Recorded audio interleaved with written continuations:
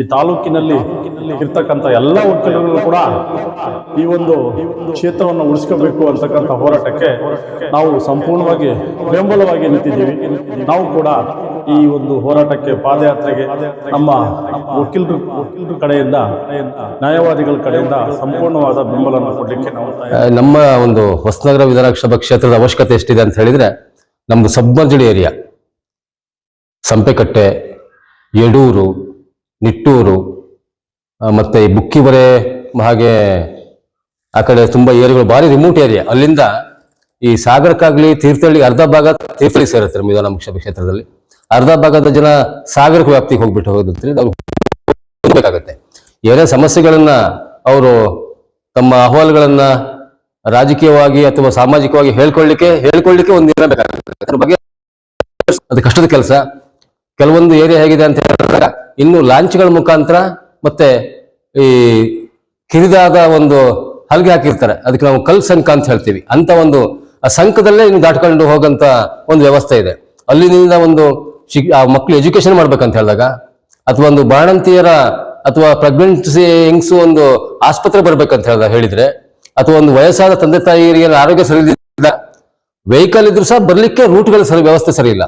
ಇಂಥದ್ದನ್ನು ಗಮನಿಸ್ಲಿಕ್ಕೆ ಏನಂದ್ರೆ ಎಲ್ಲೋ ದೂರದಲ್ಲಿದ್ದಂತ ವ್ಯಕ್ತಿಗಳು ಅವ್ರೇನ್ ಮಾಡ್ತಾರೆ ಅಂತ ಹೇಳಿದಾಗ ಅದೇ ಒಂದು ಹೈವೇ ತಮ್ಮದಾದ ಸುಸಜ್ಜಿತವಾದ ಕಟ್ಟಡಗಳು ವ್ಯವಸ್ಥೆಗಳು ನೋಡ್ತಾರೆ. ಬಿಟ್ರೆ ಇಂಥ ರಿಮೋಟ್ ಏರಿಯಾದಲ್ಲಿ ಇರ್ತಕ್ಕಂಥ ಕಲ್ಲು ಮುಳ್ಳುಗಳ ದಾರಿ ಅವರಿಗೆ ಗೊತ್ತಿರಲ್ಲ ಸಾಮಾನ್ಯವಾಗಿ. ಹಾಗೇನೆ ಇಲ್ಲಿನ ಕಲ್ಲು ಮುಳ್ಳು ಇರ್ತಕ್ಕಂಥ ಸಮಸ್ಯೆಗಳು, ಜನರ ಸಮಸ್ಯೆಗಳು ಅವರಿಗೆ ತಿಳ್ಕೊಳ್ಳಿಕ್ಕೆ ಕಷ್ಟ ಆಗ್ತದೆ. ಹಾಗಾಗಿ ನಮ್ಮಲ್ಲೇ ಒಬ್ರು ವಿಧಾನಸಭೆಯಲ್ಲಿ MLA ಶಾಸಕರು ಬಿಟ್ರೆ ಅವ್ರನ್ನ ಒಂದಿನಾದ್ರೂ ಕರ್ಕೊಂಡು ಹೋಗಿ ನಮ್ಮ ಏರಿಯಾ ಕರ್ಕೊಂಡು ಹೋಗಿ ನಮ್ಮ ಏರಿಯಾ ಹಿಂಗಿದೆ ಅಂತ ತೋರಿಸ್ಬಿಟ್ಟು ಅದು ಅಭಿವೃದ್ಧಿ ಪದ್ಧತಿ ಆಗ್ಲಿಕ್ಕೆ ಅನುಕೂಲ ಆಗುತ್ತೆ. ಆ ದೃಷ್ಟಿಯಲ್ಲಿ ಎಲ್ಲಾ ಸಂಘಟನೆಗಳು ಏನು ಇದು ವಿಧಾನಸಭಾ ಕ್ಷೇತ್ರ ಇಲ್ಲಿ ಅಲ್ಲ, ನಮ್ಮದು ಶಾಸಕ ಸ್ಥಾನ ಇಲ್ಲಿ ಬೇಕು ಅಂತ ಕೇಳ್ತಿದ್ವಿ.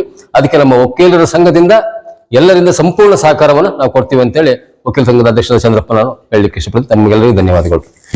ಹಾಗೇನೆ ಈ ಕ್ಷೇತ್ರ ಉಳಿಬೇಕು. ಈ ಕ್ಷೇತ್ರಕ್ಕೆ ನಮಗೆ ಹಲವು ಸಂದರ್ಭಗಳು ಬಂದಾಗ ಮಲತಾಯಿ ಧೋರಣೆ ಆಗಿದೆ. ಒಂದು ಭಾಗ ತೀರ್ಥಹಳ್ಳಿಗೆ ಹೋಗಿದೆ, ಇನ್ನೊಂದು ಭಾಗ ಸಾಗರಕ್ಕೆ ಬಂದಿದೆ. ಸೊ ಯಾರು ಕೂಡ ಅವರೆರಡೂ ಕೂಡ ಕ್ಷೇತ್ರದವರು ಫಸ್ಟು ಅವರ ಮೊದಲ ಆದ್ಯತೆ ಪ್ರಕಾರ ಅವರ ಒರಿಜಿನಲ್ ಕ್ಷೇತ್ರದ ಮತದಾರರಿಗೆ ನ್ಯಾಯ ಕೊಡಿಸ್ತಾರೆ. ನಾವು ಭಿಕ್ಷೆ ಬೇಡುವ ಮಲತಾಯಿ ಮಕ್ಕಳಾಗ್ಬಿಟ್ಟಿದ್ವಿ. ಸೊ ಹಾಗಾಗಿ ಈ 2004ಕ್ಕಿಂತ ಹಿಂದೆ ಏನಿತ್ತು ಆ ಇದರಲ್ಲಿ ಕ್ಷೇತ್ರ ಆಗಬೇಕು. ಈ ಕ್ಷೇತ್ರಕ್ಕೆ ಏನೇನು ಆಗ್ಬೇಕಾಗಿರ್ತಕ್ಕಂಥ ಕಾನೂನಾತ್ಮಕ ಸಮಸ್ಯೆಗಳಿದ್ರೆ ಅದನ್ನು ಕೂಡ ಬೆಂಬಲ ಕೊಡ್ತೀವಿ ಅಂತಕ್ಕಂಥ ಮಾತನ್ನು ಹೇಳ್ತಾ, ಹೊಸನಗರ ವಿಧಾನಸಭಾ ಕ್ಷೇತ್ರ ಮಾಡಬೇಕಂತ ಹೋರಾಟ ಮೊದಲಿಂದನೂ ಇದೆ. ಇಲ್ಲಿ ಮುಖ್ಯವಾಗಿ ರಾಜಕಾರಣಿಗಳೇ ಕಾರಣ ಈ ಕ್ಷೇತ್ರ ಒಡೆದು ಹಾಕ್ಲಿಕ್ಕೆ ಅಂತ ಹೇಳೋದು. ಯಾವುದ್ಯಾವುದೋ ಕ್ರೈಟೀರಿಯಾ ಆಧಾರ ಇಟ್ಕೊಂಡು ಆ ಕ್ಷೇತ್ರವನ್ನು ಮಾಡ್ತಾರೆ. ಇಡೀ ಹೊಸನಗರ ತಾಲೂಕನ್ನು ಹಿಸ್ಸೆ ಮಾಡಿಬಿಟ್ಟಿದ್ದಾರೆ. ಒಂದು ತೀರ್ಥಹಳ್ಳಿ ಭಾಗ, ಒಂದು ಸಾಗರಕ್ಕೆ ಹಿಸ್ಸೆ ಮಾಡಿಬಿಟ್ಟಿದ್ದಾರೆ. ಆದರೆ ಈ ಕ್ಷೇತ್ರ ಮೊದಲಿಂದ ಶಿಕಾರಿಪುರದ 68 ಶಿಕಾರಿಪುರದ ಸೇರ್ಕೊಂಡಿತ್ತು. ನಾನು ಐ ಸೋಮಶೇಖರಪ್ಪ ಅಂತ ಒಬ್ಬರು MLA ಆಗಿದ್ದೆ, ಅವಾಗ ಒಂದ್ಸರಿ ಕೇಳಿದ್ದೆ ನಾನು. ಹೀಗೆ ಪ್ರತಿ ಸಾರಿಗೂ ಹೊಸನಗರ ಸಪ್ರೇಟಾಗಿ ಕ್ಷೇತ್ರ ಆಗೇ ಇಲ್ಲ. ಇದು ಕೊರತೆ, ಜನಸಂಖ್ಯೆ ಕೊರತೆ ಅಂತ ಅನ್ಸುತ್ತೆ, ಸಾಕಷ್ಟು ಜನಸಂಖ್ಯೆ ಇಲ್ಲ ಅಂತ. ಆದರೆ ಜನಸಂಖ್ಯೆನೇ ಕ್ರೈಟೀರಿಯಾ ಮಾಡೋಕ್ಕಾಗಲ್ಲ. ಈಗ ಯಾವುದೇ ಕ್ಷೇತ್ರ ಮಾಡಿದ್ರೆ ಡಿಲಿಮಿಟೇಷನ್ ಕಮಿಷನ್ ಅಂತ ಒಂದು ಇರ್ತದೆ, ಇಡೀ ದೇಶದಲ್ಲಿ ಒಂದು ಇರ್ತದೆ. ಅದು ಇದನ್ನೆಲ್ಲ ಮಾಡೋದು ಡಿಲಿಮಿಟೇಷನ್ ಕಮಿಷನ್ ಪ್ರಕಾರ ಆಗ್ತದೆ. ಈ ಮಿಜೋರಾಮು, ನಾಗಾಲ್ಯಾಂಡು, ಅಸ್ಸಾಮು ಮತ್ತು ಇವೆಲ್ಲೂ ಕೂಡ ಗುಡ್ಡಗಾಡು ಪ್ರದೇಶ ಆದರೂ ಕೂಡ ಅಲ್ಲಿ ಜನಸಂಖ್ಯೆಯನ್ನು ಕೌಂಟ್ ಮಾಡಲ್ಲ, ಏರಿಯಾನ ತಗೊಳ್ತಾರೆ. ಒಂದು ಬೂತಿಗೆ ಒಂದೇ ಓಟ್ ಇದ್ದದ್ದು ಇದೆ. ನಾಗಾಲ್ಯಾಂಡಲ್ಲೇ ಒಂದೇ ಓಟಿಗೆ ಒಂದು ಬೂತ್ ಇದೆ. ಅಂದರೆ ಅಲ್ಲಿ ಏರಿಯಾನ ಕೌಂಟ್ ಮಾಡ್ತಾರೆ ವಿನ ಜನಸಂಖ್ಯೆ ಆಧಾರ ಇಲ್ಲ ಅಂತ ಅರ್ಥ. ಇಲ್ಲೂ ಜನಸಂಖ್ಯೆ ಕಡಿಮೆ ಇರ್ಬೋದು. ಹೊಸನಗರದಲ್ಲಿ 5,000 ಚಿಲ್ಲರೆ ಜನ ಇದ್ದಾರೆ. ಆದರೆ ಕ್ಷೇತ್ರದಲ್ಲಿ ಇನ್ನೂ ಒಂದು ಕ್ಷೇತ್ರಕ್ಕೆ ಬೇಕಾದಷ್ಟು ಜನಸಂಖ್ಯೆ ಇಲ್ಲಿಲ್ಲ. ಅದನ್ನು ಬದಲಾವಣೆ ಮಾಡಬೇಕು. ಈ ಪೀಪಲ್ ರೆಪ್ರೆಸೆಂಟೇಷನ್ ಆ್ಯಕ್ಟಲ್ಲಿ ಏನು ಇರುತ್ತೆ ಅದನ್ನು ಬದಲಾವಣೆ ಮಾಡಬೇಕು. ಎಲ್ಲ ಕಡೆಗೂ ಅದೇ ಮಾನದಂಡವನ್ನು ಉಪಯೋಗಿಸೋಕ್ಕಾಗೋದಿಲ್ಲ ಅಂಥೇಳಿ. ಇಲ್ಲಿ ಮಲೆನಾಡು ಏರಿಯಾದಲ್ಲಿ, ಸೌತ್ ಕೆನಡಾದಲ್ಲಿ ಕೆಳಗಡೆ ಹೋದ ಜನಸಂಖ್ಯೆ ಆ್ಯಕ್ಚುಲಿ ಏರಿಯಾ ಜಾಸ್ತಿ, ಜನಸಂಖ್ಯೆ ಕಡಿಮೆ ಇರ್ತದೆ. ಅದೇ ಥರ ಈಗ ಈಸ್ಟ್ ಏನು ಕಂಟ್ರೀಸ್ ಬರುತ್ತಲ್ಲ, ಅಂದರೆ ಈಶಾನ್ಯ ಭಾಗದಲ್ಲಿ ದೇಶದಲ್ಲಿ ಬರೋದು ಅದೇ ಥರ. ಹಾಗೆ ಈ ಮಾನದಂಡ ಬದಲಾಯಿಸ್ಬೇಕು. ಮತ್ತು ಹೋರಾಟ ಮಾಡೋದು ಸರಿ ಇದೆ, ಅದು ಯಾವ ಸಂದರ್ಭದಲ್ಲಿ ಮಾಡಬೇಕು ಅನ್ನೋದು ಕೂಡ ಮಾಡ್ಬೇಕು. ನಾವು ಯಾವುದೇ ಡಿಲಿಮಿಟೇಷನ್ ಮಾಡೋದು ಇನ್ನೊಂದು ಸರಿ ಮಾಡಬೇಕಂದ್ರೆ ನೋಟಿಫಿಕೇಷನ್ ಮಾಡ್ತಾರೆ, ಗೆಜೆಟಲ್ಲಿ ಹಾಕಿದಾಗ ನಮ್ಮ ಅಬ್ಜೆಕ್ಷನ್ ನಾವು ಫೈಲ್ ಮಾಡಬೇಕು. ಯಾವ್ಯಾವ ಕಾರಣಕ್ಕೆ ನಾವು ಅಬ್ಜೆಕ್ಷನ್ ಮಾಡ್ತೀವಿ ಅಷ್ಟನ್ನು ವಿಶದವಾಗಿ ತಿಳಿಸಿ ಅವ್ರು ಹೇಳಿದರೆ ಪುನಃ ಅದೇ ಚೇರ್ಮನ್, ಅಲ್ಲಿ ಸುಪ್ರೀಂ ಕೋರ್ಟ್ ಜಡ್ಜ್ ಇರ್ತಾರೆ ಅಲ್ಲಿ ಡಿಲಿಮಿಟೇಷನ್ ಕಮಿಷನಲ್ಲಿ, ಮತ್ತು ಹೈಕೋರ್ಟ್ ಜಡ್ಜು ಚೀಫ್ ಕಮಿಷನರ್ ಇರ್ತಾರೆ, chief election commissioner, state election commissioner ಇರ್ತಾರೆ. ಇವರು ಮುಂದೆ ನಮ್ಮ ಅಹವಾಲನ್ನು ಮಂಡಿಸ್ಬೇಕು. ಅದಕ್ಕೂ ಮುಂಚೆ ಅಬ್ಜೆಕ್ಷನ್ ಫೈಲ್ ಮಾಡಿ ನಮ್ಮನ್ನೇ ಕೇಳಿದ್ರೆ ಎಕ್ಸ್ಪ್ಲೈನ್ ಮಾಡ್ಲಿಕ್ಕೆ ಸಾಧ್ಯ. ಅದನ್ನು ಅವ್ರು ನೋಟ್ ಮಾಡಿ ಮಾಡ್ತಾರೆ. ಇದು ಹೋರಾಟಕ್ಕೆ ಜನಾಭಿಪ್ರಾಯ ಸಂಗ್ರಹಣೆ ಮಾಡೋದು ಅದು ಕರೆಕ್ಟೇ. ಅದ್ರ ಜೊತೆ ಇದು ಮಾಡಬೇಕು. ಈಗಾಗಲೇ ನಮ್ಮ ಹೊಸನಗರ ತಾಲೂಕಿನ ವಿಧಾನಸಭಾ ಕ್ಷೇತ್ರದ ಬಗ್ಗೆ ಪುನರ್ರಚನೆ ಆಗಬೇಕು ಅನ್ನೋದ್ರ ಬಗ್ಗೆ ಭಾಳ ಜನರ ಒಂದು ಒಕ್ಕರಿನ ಒಂದು ಕೂಗಾಗಿದ್ದು. ಇದು ನಮ್ಮ ಒಂದು ಸಂಘದಿಂದ ಅಲ್ಲ ಅಥವಾ ಬೇರೆ ಒಂದು ಸಂಘದಿಂದ ಅಲ್ಲ, ಜನಸಾಮಾನ್ಯರ ಹಿತದೃಷ್ಟಿಯಿಂದ ತಾಲೂಕಿನಾದ್ಯಂತ ಇರ್ತಕ್ಕಂಥ ಎಲ್ಲ ಮತದಾರರು ಕೂಡ ಈ ಒಂದು ದಿಸೆಯಲ್ಲಿ ಹೆಚ್ಚು ಒತ್ತು ಕೊಡ್ತಾ ಇದ್ದಾರೆ. ಕಾರಣ ಇಷ್ಟೇ, 2 ವಿಚಾರಗಳನ್ನು ನಾವು ತಗೊಳ್ಬೇಕಾಗ್ತದೆ.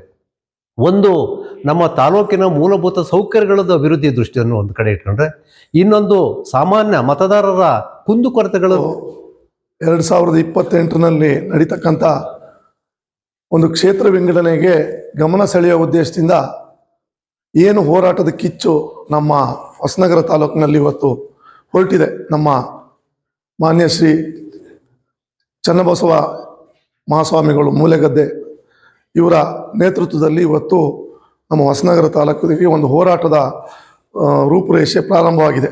ನಾಳೆ ಅದರ ಪೂರ್ವಭಾವಿ ಸಭೆ ಗಾಯತ್ರಿ ಮಂದಿರದಲ್ಲಿ.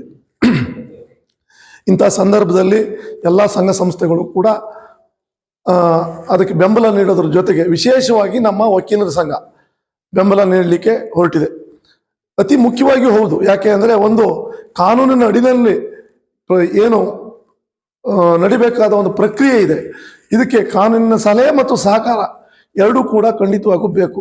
ನಿಮಗೆಲ್ಲ ಗೊತ್ತಿದೆ, ಜನಪ್ರತಿನಿಧಿ ಕಾಯ್ದೆ 1951 ಕಾಯ್ದೆ. ಆ ಕಾಯ್ದೆ ಪ್ರಕಾರ ಯಾವ್ಯಾವ ಅವಕಾಶ ಇದೆ ನಮ್ಮ ಕ್ಷೇತ್ರಕ್ಕೆ ನ್ಯಾಯ ದೊರಕಿಸೋದಕ್ಕೆ ಅಂತ ಅದನ್ನೆಲ್ಲದನ್ನೂ ಕೂಡ ನಮ್ಮ ಎಲ್ಲ ವಕೀಲ ಮಿತ್ರರು ಇಲ್ಲಿಂದ ಡೆಲ್ಲಿವರೆಗೂ ಸುಪ್ರೀಂ ಕೋರ್ಟ್ವರೆಗೂ ಹೋಗಿ ಎಲ್ಲ ಕಾರ್ಯ ಮಾಡಲಿಕ್ಕೆ ನಮ್ಮೆಲ್ಲ ವಕೀಲರು ಮಿತ್ರರು ಇವತ್ತು ಒಕ್ಕಲಿನಿಂದ ನಾವೆಲ್ಲರೂ ಕೂಡ ನಿಮ್ಮ ಜೊತೆಗೆ ಇರ್ತೇವೆ ಹೋರಾಟಕ್ಕೆ ಅಂತ ತಿಳಿಸಿದ್ದಾರೆ. ನಿಜವಾಗ್ಲೂ ಎಂಥ ಅನ್ಯಾಯ ಆಗಿದೆ ಅಂದರೆ ನಮ್ಮ ಕ್ಷೇತ್ರಕ್ಕೆ ಬೆಂಗಳೂರಿನಂಥ ಒಂದು ನಗರ ನಮ್ಮ ಹೊಸನಗರ ತಾಲೂಕಿನಷ್ಟು ದೊಡ್ಡ ಇದೆ. ಅಲ್ಲಿ 22 ಜನ MLAಗಳಿದ್ದಾರೆ, 250 ಜನ BBMP ಸದಸ್ಯರಿದ್ದಾರೆ. ಅಷ್ಟು ಅನುದಾನ ಕೇವಲ ಒಂದು ನಮ್ಮ ತಾಲೂಕಿನ ವ್ಯಾಪ್ತಿನಲ್ಲಿ ಇರ್ತಕ್ಕಂಥ ಭೌಗೋಳಿಕ ವ್ಯಾಪ್ತಿನಲ್ಲಿ ಇರ್ತಕ್ಕಂಥ ಏರಿಯಾಕ್ಕೆ ಸಿಗುತ್ತೆ.